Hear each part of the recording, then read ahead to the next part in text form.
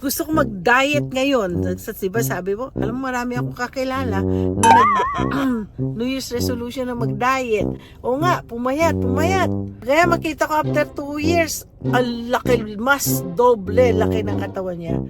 Kanina naman sabi ni Aya, gusto daw niya mag-diet. Tell me how the garden grows, Tita Meriton. Teach me right from wrong. Magandang tanghali. Ako po ngayon ay umalis sa opisina. Pinick up ko ang asawa ko dahil siya po ay may dental appointment. Sino nga ba ang pwede mag-drive para sa kanya kundi ako lang na asawa niya. Kaya tingnan niyo po yung background ko. Malapit po ako sa mall. yung kanyang clinic po, teka, yan po. Diyan po, sa likod ng mga building na yan. Mall na po yan. Yeah. Tapos ito yung kanyang dental clinic. Yeah, ito yung pangalan ng kanyang dental, Sunrise Dental Tacoma. Pinupuntahan ko ang Lakewood. Yan po yung sinasabi ko sa inyo.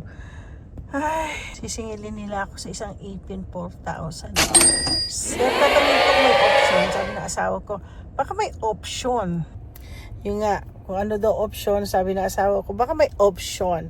Ito mga Amerikano na to, every time pag nagkaroon ka ng sasabihin lang, is there an option? Hindi, inisip ko nga pala, baka may option pa. Pwede pa nilang lagyan ako ng isang ipin lang. Kasi, 4,000 po yung tawag doon, yung parang permanent siya, igigrill na naman nila, lalagyan nila ng bone, pangkapit doon sa ko. Meron ba kayang pustisong isang pustiso lang? Binigyan din pa ako ng pustiso, kaya lang para ako gano'n ako magsalita. Ayoko. Kaya lang tingnan niya, hansin ko, naghihiwalay na ipin ka. Laki ng ipin ka na, Alam nung araw kasi, yun? Wala pa, hindi pa ako nagtatrabaho. Mga late 80s na. Oo, tama. Kasi nung nagpunta pa ako na USA, meron pa akong braces. Siguro mga 1993 ako punta Amerika. Naka-brace na ako. Siguro mga 1989. Hindi pa uso ang braces. Isa po ako sa mga maarteng nag-brace. Oo. Tinanggal nila yung dalang ipin ka dito. Yung pangil ko. Kasi ang ipin ko po protrude. Parang pansin ko, pag nakikipag-usap ako or nagbo-vlog ako, nakaganon pala ako. Ganon ang ipin ko. O diba? Kasi naman maarte ho ako nung araw. Sige lang, mahal pa nung panahon na yun. Kasi kami mga kauna-unahan. Ngayon nga, natutuwa nga ako, marami na brace Oo. Nung araw talaga hindi mo kakayanin kung magkano ang braces. Kaya yun. Teka nga, alam niyo super grabe lamig dito ngayon. Napapansin na naka-scarf ako. Bakit ako nakaganito? At nakaano sa akin yung init. Masyadong mainit na. Inaano ko yung init ng kinukumpit. Kami po muna ng nakaano sa mukha ko yung init Oo. So anyways, sa panahon na to ngayon, January, super init. Super lamig. Ang maganda kasi sa Washington State po, lagi kami na umuulan, pero wala po kaming tornado, wala kaming mga floods.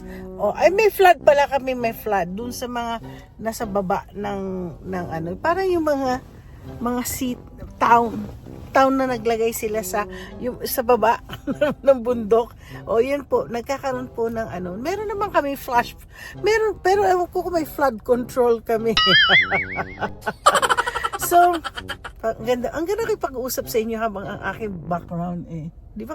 Tsaka ang ganda kasi ng araw. Naku, kung pwede nga lang may time po, kung may time akong lumabas-labas ng opisina, gusto ko pakita sa inyo kasi hindi ko lang mapakita sa inyo ang Tacoma kasi umuulan. Grabe ang ulan. Tama nandito darating na po yung pamangkin ko. Siya ang tagahawak ko ng aking mga video ko later on pag kami lumabas at kumain. Pero hindi alam niyo po, punong-puno po yung appointment ko. Tapos yung mga iba nagpunta kanina. Patapos ito, drop off ko yung asawa ko, mimit ko 2 kliyente. Grabe ang ng Panginoon talaga sa akin. Marami pa pong mga hindi marami pa rin tumatawag, nagpapa-appointment. So, na-overwhelm ako. Tatapos lang kanina ng prayer offering namin sa tax season na to with Pastor Noel. Thank you very much, Pastor Noel, for always there every year na ikaw ang kapatid ko na laging nandiyan, isa ka sa mga prayer partners ko na kaya ang aking business ay kumikita. So, yun. Maganda rin ang puso ni Pastor Noel. Marami pong tinutulungan yan. Ang wish niya, sabi niya 4 years pa dahil natanggap yata ang anak niya sa isang school na mahirap pumasok sa ganung school. So, it's like a science school dito sa Amerika. So, 4 years. So, mag-high school pa rin dito si Aying. Pero, definitely, uuwi na sila ng Pilipinas para mag-college din si Aying born America sa Pilipinas. Yung anak nila ngayon, si Jiel, na anak-anakan ko din, isa na po, nag-aaral po dyan siya sa Davao. Oo. Nakakatawa. English, hindi ko alam, marunong na magbisaya, siguro. For sure. Oo, doon siya nag-aaral ngayon sa Davao. Hindi nga lang nakauwi yung batang yun, oo. So anyways, si Pastor Noel, yan. Kasi at saka kaya sabi ko, kailangan ka sa Pilipinas, may mga mental health.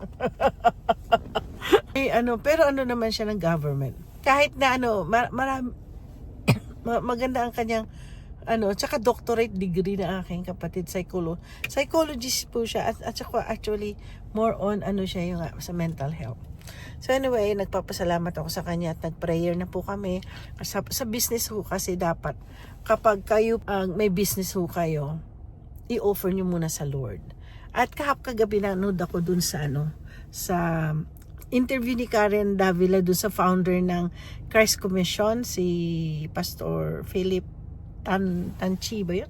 Oo, di ba sa Christ Commission, isa yung sa mamayayaman na na church. Imagine, member mo doon, may-ari ng SM. Hindi, tsaka marami po doon Chinese. Mayayaman na Chinese. Talaga bless na bless. Di ba maganda yan? Sabi nga niya, panoorin niyo yung kay Karen Davila na one-on-one sa kanya.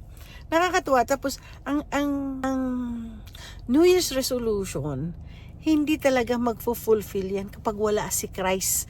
You don't have Christ in your heart. Na talagang tutuparin ninyo yun kasi mangako ka sa Panginoon. Mangako ka sa sarili mo. Siyempre, hindi mo tutuloyin yun. Hindi mangyayari yan. Gusto ko mag-diet ngayon. Diba sabi mo, diba hindi rin na bumabalik. Alam mo, marami akong kakilala na New Year's resolution na mag-diet. O nga, pumayat. Kaya makita ko after 2 years, ang laki, mas doble laki ng katawan niya. Kanina naman sabi ni Aya, gusto daw niya mag-diet. Gusto kong sumagot sa kanya, kaya lang nandun ako, may ginagawa ako. Nakikinig lang ako sa kanya. Pero kasi from time to time sumasagot din ako sa kanya. Pero sa alam ko nanonood si Aya lagi sa aking vlog. Mangyayari kasi Aya, change of lifestyle. Tama, hindi ka magda-diet. Ako din, hindi ako nagda-diet. Lifestyle ng pagkain. Ako ngayon, alam mo, from 190 pounds, nag-down ako ng 165. Oo. Mula no sinabi nga sa akin ng aking doktor na lifestyle ang sa umaga kasi talaga may breakfast. Heavy talaga po ako. Kumakain ako ng heavy breakfast. Tapos, gustong-gusto ko pong gulay. Kahit, alam nyo, mayroon pong mental ko din. Lalo na pag kangkong ang kinain ko. Ang daming kangkong. Maglagay ka ng kanin. Oo, kain ka ng kanin. Pero, pag unahin mo kumain ng gulay, pagdating sa kanin, wala ka ng ganang kumain. Oo, akala nyo, nakikita nyo sa plate ko, meron akong kanin. Hindi po, inuuna ko yung gulay. Para pagdating ng panahon na busog ka na dahil sa gulay palang busog ka na, hindi mo na nakakain ang kanin. Oo, ang turo sa akin ng doktor ko, sa isang plato, kunwari ito, isang plato, kalahati nito, gulay. Kainin mo yung gulay. Tapos dito, hahatiin mo naman. Ito ang protein, ito naman ang carbs. No? So, ibig sabihin ng gulay, unlimited, kalahati. Tapos protein, kung gusto mo ng protein, mga 1/4, tas 1/4 lang na starch. So, yun daw ang tamang balanced diet. Hindi daw tama yung, protein lang ako, skip ko ang carbs. Kaya di ba, alam ko maraming mga nag-skip ng kanin, ng carbs, payat. Tandaan nyo, isipin niyo mga livers nyo. Liver, kidney. Tandaan nyo, ang liver and kidney needs energy. Ano ang carbs? So, hindi naman necessarily lagi ka. Ako nga, ang kanin ko lang is sa umaga, pagdating ng hapon at saka sa gabi, as much as possible, sa gabi huwag na hukay kumain. Oo, i-skip ninyo yung kumain ng konti lang pagdating sa gabi na. Which is sometimes hindi ko nagagawa. Hindi. Pagdating alas 5 kumakain na po ako. Para pagdating, yung after 6 ba? Oo. Marami pumapayat dyan. Tapos, so, ayun, hopefully this year, na nakapulutan ninyo aking suggestion. Lifestyle po ba? Kung gusto nyo yung pumayat, gusto nyo yung ako kasi hindi ko alam bakit hanggang ngayon ganun pa rin katawan ko kahit na ang pagkain ko more on gulay-gulay. Alam mo, sa totoo lang, makikita niyo mo isang food vlog ko. Gagawa po ako ng mga, hindi ko alam kung gagayahin niyo, manood na lang kayo. Yung mga gaya ng yung oats, yung para sa oatmeal, ganon. Yung sa oats na yon, pwede mo pwede niyo siya gawing flour. Oo. Para at least yung head.